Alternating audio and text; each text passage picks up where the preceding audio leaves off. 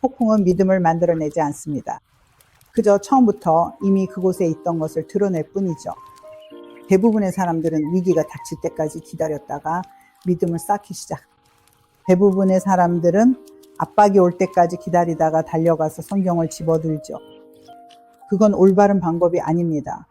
폭풍 속에서는 작은 불들을 끄느라 너무 바빠서 주님과 시간을 보내고 말씀을 묵상하며 믿음을 쌓을 여유가 없기 때문입니다. 그리고 앞으로 다가올 날들에는 이것이 매우 중요합니다. 충분한 믿음과 주님과 함께한 충분한 시간이 있어야만 앞으로의 시간을 승리하며 헤쳐나갈 수 있다는 것을 아는 것 말입니다. 제 교육 채널에 다시 오신 것을 환영합니다. 우리는 다양한 것들에 대해 이야기해 왔는데요. 주님께서 제가 수년 동안 보고 알아왔던 것에 대해 다시 한번 깨우쳐 주셨습니다. 하지만 지난주에 보여주신 것과 같은 방식으로는 한 번도 생각해 본 적이 없었죠.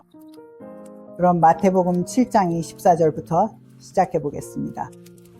그러므로 누구든지 나의 말을 듣고 행하는 자는 그 집을 반석 위에 지은 지혜로운 사람 같으리니 비가 내리고 창수가 나고 바람이 불어 그 집에 부딪히되 무너지지 아니하나니 이는 주추를 반석 위에 놓은 까닭이요.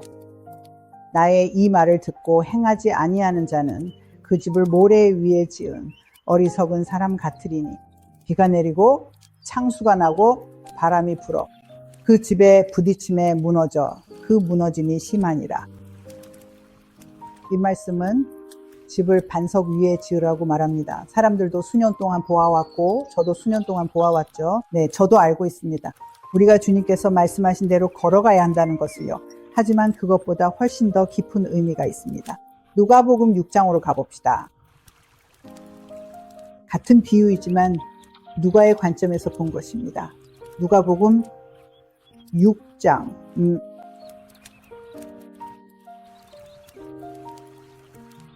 46절부터 시작하겠습니다. 너희는 나를 불러 주여 주여 하면서도 어찌하여 내가 말하는 것을 행하지 아니하느냐. 내게 나와 내 말을 듣고 행하는 자마다 누구와 같은 것을 너희에게 보이리라. 집을 짓되 깊이 파고 주추를 반석 위에 놓은 사람과 같은 이 큰 물이 나서 탕류가 그 집에 부딪히되 잘 지었기 때문에 능히 요동하지 못하게 하였거니와 이는 주추를 반석 위에 놓은 까닭이라. 듣고 행하지 아니하는 자는 주추 없이 흙 위에 집 지은 사람과 같으니 탕류가 부딪힘에 집이 곧 무너져 파괴됨이 심하니라 하시니라.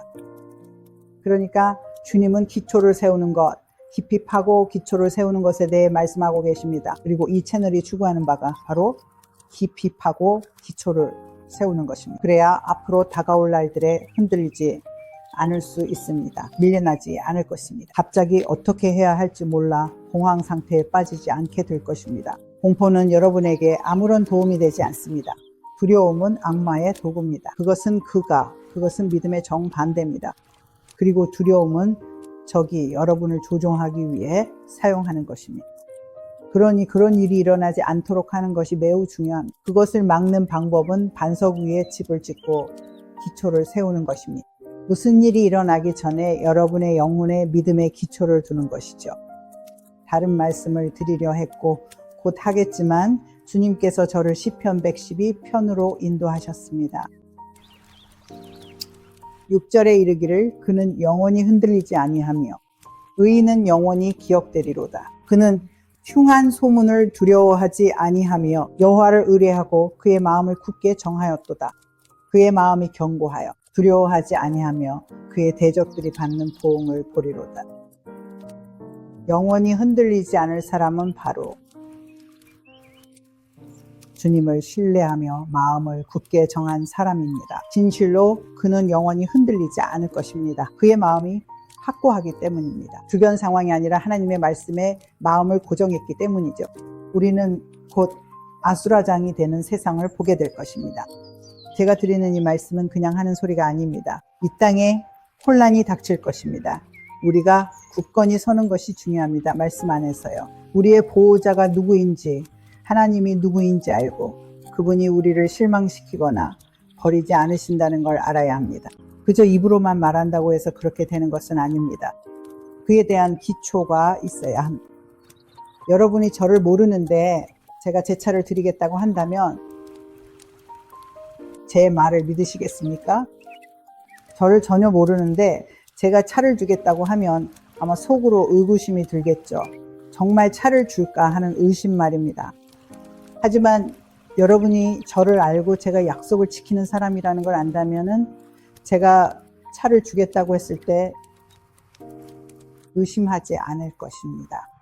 저와 오랫동안 알고 지내며 수개월, 수년, 수십 년간 저를 지켜봐 왔다면 제가 그런 말을 했을 때 의심하지 않겠죠. 그저 감사하다고 할 것입니다. 제가 말한 대로 할 것임을 아니까요. 여러분은 주님께서 무엇을 하실지 알 수 없습니다. 그분이 어떤 분인지 알 수 없습니다. 그들 안에 계신 그분을요. 시편 103편에 보면은 백성들은 주님의 행사를 알았지만 모세는 그분의 길을 알았다고 했습니다. 이 채널의 목적은 그분의 행사뿐만 아니라 그분의 길을 가르쳐 드리는 것입니다. 어떤 사람을 잘 안다면 그가 평소와 다른 행동을 하더라도 왜 그랬는지 이해할 수 있습니다. 하지만 잘 모르는 사람이 이해 안 가는 행동을 하면 비난부터 하게 될 것입니다. 어리석어 보이네. 저건 바보 같은 짓이야. 저러면 안 됐는데 라고 말이죠. 그건 여러분이 그를 모르기 때문입니다. 무엇이 그를 움직이는지, 그가 어떻게 행동할지 모르기 때문이죠. 하지만 하나님을 안다는 것은 그분이 어떤 분인지 무엇을 하실지 아는 것입니다. 요한복음 15장 7절에 이르기를 너희가 내 안에 거하고 내 말이 너희 안에 거하면 무엇이든지 원하는 대로 구하라. 그리하면 이루리라 하셨습니다.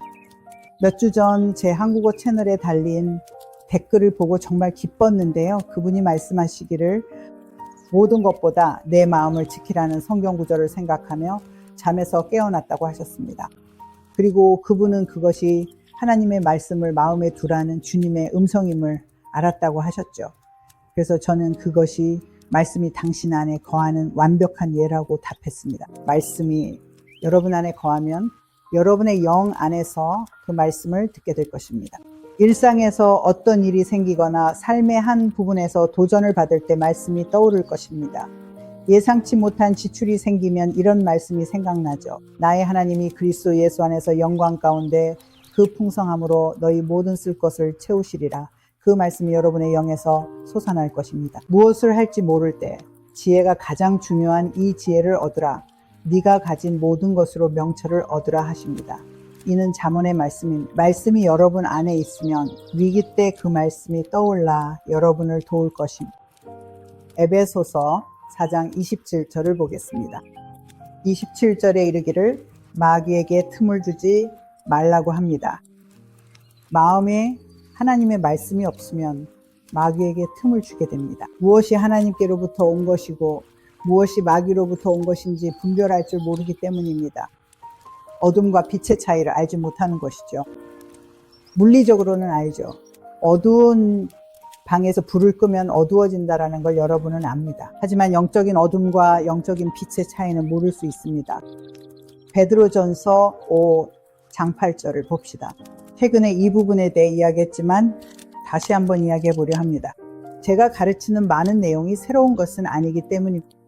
다만 사람들이 그것에 대한 계시를 받지 못했을 뿐입니다.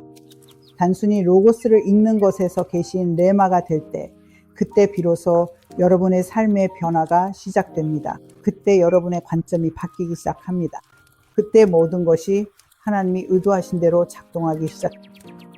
베드로전서 5장 8절에서 9절을 보십시오. 근신하라 깨어라 너희 대적 마귀가 오는 사자 같이 두루 다니며 삼킬 자를 찾나니 너희는 믿음을 굳건하게 하여 그를 대적하라. 이는 세상에 있는 너희 형제들도 동일한 고난을 당하는 줄을 알미라. 그러니 누구나 똑같은 일을 겪습니다. 차이점은 주님을 알고 어떻게 근신하고 깨어 있어야 하는지 아는 것입니다.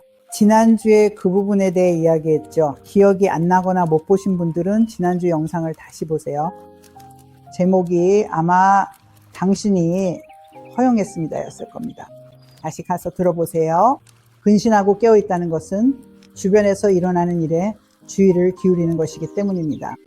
주님의 음성을 듣고 여러분이 마주하는 모든 것에 대해 말씀에 근거하여 결정을 내리는 것입니다.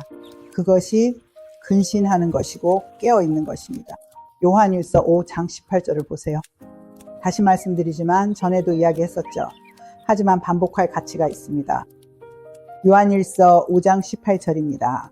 하나님께로부터 난 자는 다 범죄하지 아니하는 줄을 우리가 아노라. 하나님께로부터 나신 자가 그를 지키심에 악한 자가 그를 만지지도 못하느니라. 하나님은 사랑이심을 제가 알기 때문입니다. 제가 혼자 읽을 때는 이렇게 읽습니다. 사랑으로부터 난 자는 다 범죄하지 아니하는 줄을 우리가 아노라. 사랑으로부터 나신 자가 그를 지키심에 악한 자가 그를 만지지도 못하느니라. 이제 주님께서 제 친구 중 한 명에게 일어난 일을 사용하신 이유 중 하나는 그녀의 친구 중 한 명인데 저는 그분을 잘 모릅니다. 하지만 주님께서는 그 상황에서 일어난 일을 통해 저를 이 가르침으로 이끄셨습니다. 무슨 일이 있었냐면 제 오디오 팟캐스트인 어둠을 물리치다를 함께 진행하는 제 친구 셰릴에게 한 친구가 있었는데 그 친구가 몇 년 전에 내린 결정들이 이제 그녀의 건강에 영향을 미치고 있었습니다. 당시에는 그 결정들이 옳은 결정처럼 보였습니다. 하지만 그것은 옳은 결정이 아니었습니다. 악한 사람들이 그 모든 기만 뒤에 있었기 때문이죠. 사람들에게 건강에 도움이 되지 않는 일을 하게 하려는 속임수였죠. 그래서 몇 주 전에 그녀의 친구가 이렇게 말했습니다. 그 친구와 이야기를 나누고 있었다고요. 한동안 연락을 못했었는데 말이죠. 그 친구는 셰릴과 거의 비슷한 나이였습니다. 그녀는 기억력을 잃어가고 있다고 말했습니다. 간단한 것들도 기억하지 못했습니다. 아주 단순한 것들을 기억하는데 어려움을 겪고 있었죠. 그리고 그녀는 정말 기운이 없고 많이 지쳤다고 말했습니다. 그래서 셰릴과 저는 건강하게 먹으려고 노력하고 자연스럽게 건강을 챙깁니다. 그리고 제가 그녀에게 사용하기 시작한 도움이 된 제품을 얘기했습니다. 그래서 그녀는 그걸 사서 제 친구에게 좀 줘야겠어요 라고 말했습니다. 그래서 그녀는 돈을 들여 몇 가지 물건을 사서 친구에게 가져다 주었습니다. 건강에 도움이 될 만한 여러 가지 것들을요. 일주일도 안 돼요. 그 친구가 병원에 입원했다는 소식을 들었습니다. 그리고 일주일도 채 되지 않아 중환자실로 옮겨졌습니다. 그리고 며칠 후 그녀는 인공호흡기를 달게 되었습니다. 셰릴은 그녀와 공통된 친구가 아무도 없지만 그녀가 천국에 갔다고 믿고 있습니다. 저도 그렇게 믿습니다. 왜냐하면 우리가 그분을 위해 기도하기 시작했을 때 주님께서 우리가 이 사람을 위해 믿음으로 서 있었음에도 불구하고 우리가 원하는 대로 되지 않을 것이라는 확신을 주셨기 때문입니다. 주님은 아주 처음에 제게 그렇게 말씀하셨습니다. 저는 셰릴에게 아무 말도 하지 않았는데 나중에 셰릴도 똑같은 말을 하더군요. 잘 안 될 것 같았지만 시도해야만 할 것 같았다고요. 누구도 도와줄 수 없는 순간이 모든 이의 삶에 찾아옵니다. 비록 그들이 기도를 해주고 싶어하고 당신의 치유나 구원을 간절히 바란다고 해도 말이죠. 있잖아요. 경제적 위기든 뭐든 간에 타인의 믿음만으로는 당신을 지탱하기에 부족한 시점이 옵니다. 당신이 무엇을 알고 하나님의 말씀 안에서 무엇을 할 수 있는지에 따라 결정되는 순간이 옵니다. 이게 듣기 힘든 말이라는 건 알지만 꼭 해야 할 말입니다. 여러분 스스로가 자신의 삶의 책임을 져야만 합니다. 시간을 내야 합니다. 제가 시간을 내라고 강조하는 이유는 많은 분이 저처럼 할 시간이 없다고 말하기 때문이죠. 저는 시간을 냅니다. 저는 매일 일정 시간을 따로 떼어놓고 믿음을 굳건히 하기 위해 여러 가지를 공부합니다. 저는 시간을 만듭니다. 제가 이 채널에서 가르칠 때 그것은 온전히 주님의 것이지 제 것이 아닙니다. 그분의 은혜와 기름 부으심 그리고 그분의 지혜로 이루어지는 것입니다. 그분 없이는 저는 아무것도 할 수 없습니다. 하지만 가르칠 준비가 되지 않은 상태라면 스스로 공부하는 시간을 갖지 않았다면 가르칠 수 없겠죠. 제가 공부한 모든 것을 그분의 은혜로 여러분께 전해드리는 것입니다. 그리고 다른 사람이 당신을 업고 가주길 기대해서는 안 됩니다. 사람들은 재난이나 여러 사건이 닥쳤을 때 다른 사람이 자신을 이끌어주길 바라는 경우가 참 많습니다. 주님을 알기 전에는 저도 할머니께 의지하곤 했습니다. 할머니는 기도하는 분이셨거든요. 어려운 상황을 헤쳐나가기 위해 할머니께 의지하곤 했죠. 그건 옳은 방법이 아니었지만 당시에는 주님을 몰랐습니다. 그래서 제가 아는 범위 내에서 최선을 다했던 것뿐입니다. 하지만 이제는 압니다. 할머니는 기꺼이 해주셨지만 할머니가 저를 영적으로 업고 가야 하는 건 공평하지 않았다는 걸요. 제 스스로 일어서야 했습니다. 제가 자주 드는 예가 있는데요.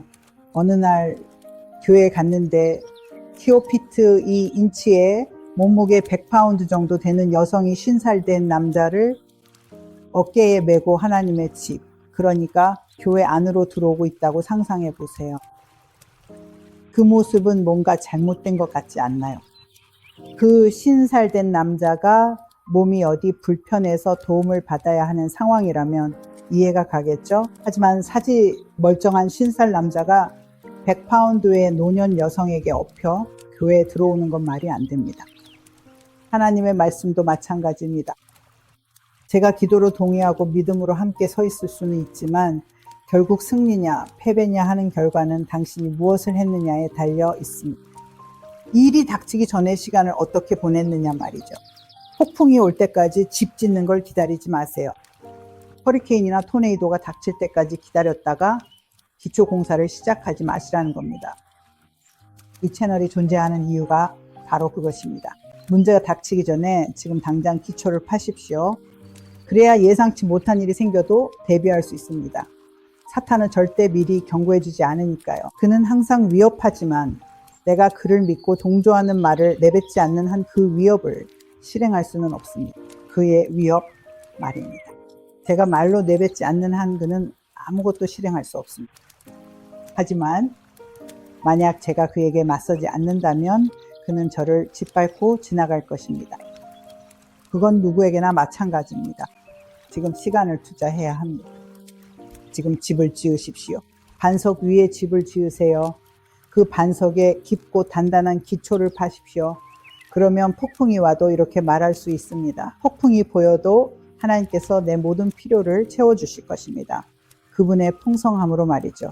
폭풍이 보이지만 주님은 나의 목자이십니다. 내게 부족함이 없으리로다. 위협이 보이지만 나는 지존자의 은밀한 곳에 거합니다. 그리고 전능자의 그늘 아래 머뭅니다. 더 이상 무슨 말을 해야 할지 모르겠네요. 하지만 일단 여기서 마무리하도록 하겠습니다. 그래도 여러분과 함께 또 여러분을 위해 기도하고 싶습니다. 제가 드린 말씀에 동의하신다면 저를 따라 하세요. 아버지, 예수님의 이름으로 저는 지금 당신의 말씀 위에 제 믿음을 세우기로 결단합니다. 성령님을 통해 제가 소홀히 했던 것들, 소홀히 해서는 안 되었던 것들을 바로잡아 주시고 성령님께서 제게 일깨워 주시기를 간구합니다. 제가 잊어버린 것들 중 기억하고 실천해야 할 모든 것을 말입니다. 주님, 당신의 말씀을 통해 성령으로 저를 인도해 주시기를 간구하며 말씀을 묵상하고 있는데 시간을 보내기로 다짐합니다. 말씀을 공부하는데 시간을 보내고 말씀대로 행하며 그것이 깊이 뿌리내려 다가올 일에 맞서는 튼튼한 기초가 되게 하겠습니다. 아버지, 예수님의 이름으로 감사드립니다. 아멘. 이 영상이 도움이 되셨다면 공유와 좋아요, 구독 부탁드립니다. 전 세계에는 아직 이런 원리들을 모르는 사람들이 아주 많습니다. 저를 포함해서 정말 많은 사람들이 이게 무엇인지 제대로 이해하기 전에는 비웃었죠. 저도 비웃었습니다. 주님을 찬양하라, 할렐루야 하는 사람 절대 안 되겠다고 했죠.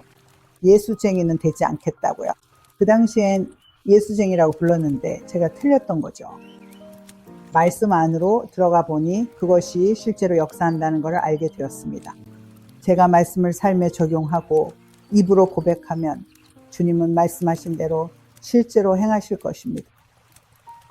참고로 제 웹사이트에 방문해 보세요. 비비안의 밀러.com입니다. 그곳에 무료 자료들이 있습니다. 거기서 많은 시간을 보내실 수 있을 거예요. 이 채널로 연결되는 링크와 스포티파이에도 있는 제 오디오 팟캐스트 어둠을 먹이다 링크가 있습니다. 링크는 애플 팟캐스트용이지만 스포티파이에도 있습니다. 제 책들은 제 웹사이트뿐만 아니라 아마존에서도 구매하실 수 있습니다. 최근에 아마존에서 제 책을 사주신 분들이 계셨는데 정말 놀랍고 기쁜 일이었습니다. 오랫동안 그런 일이 별로 없었거든요. 아주 오랫동안 말이죠. 사람들이 실제로 제 책을 읽고 이 원리가 어떻게 작용하는지 이해하는 걸 보니 정말 감격스럽습니다. 이건 정말 효과가 있거든요. 그럼 다음 시간까지 믿음으로 나아가고 승리하며 나아가고 담대하게 나아가세요. 하나님의 말씀을 깊이 파고들어 여러분의 마음에 심으세요. 그리고 어둠을 물리치세요. 곧 다시 뵙겠습니다.